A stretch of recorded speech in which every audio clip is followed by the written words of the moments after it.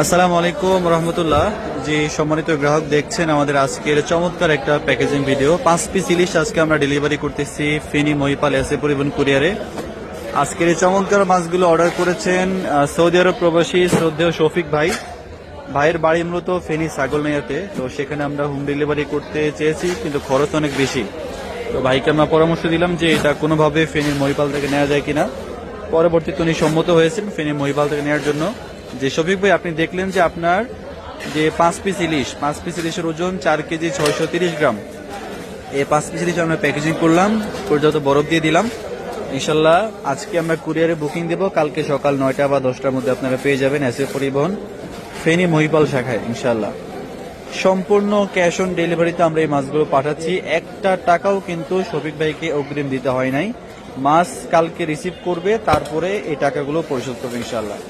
তো সম্মানিত গ্রাহক, দেশ এবং প্রবাস থেকে যারা আপনারা দেখেন, আপনারাও যদি আপনাদের পরিবারের জন্য এমন চমৎকার মাছ নিতে চান, ইনশাল্লাহ সবাই যোগাযোগ করবেন, অর্ডার করবেন।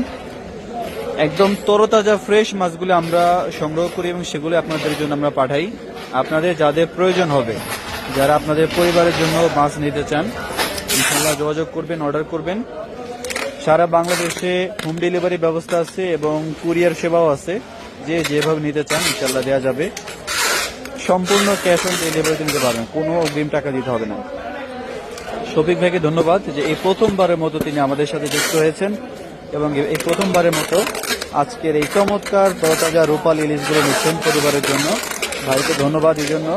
আশা করি ভাইয়ের সুপারিশে, ভাইয়ের রেফারেন্সে আমরা আরো ভালো কিছু গ্রাহক পাবো ইনশাল্লাহ।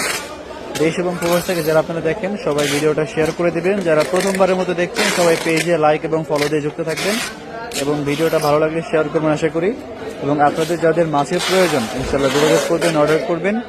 এই আশা ব্যক্ত রেখে আমরা শেষ করে দিচ্ছি আজকের প্যাকেজিং ভিডিও। আসসালামু আলাইকুম রহমতুল্লাহ।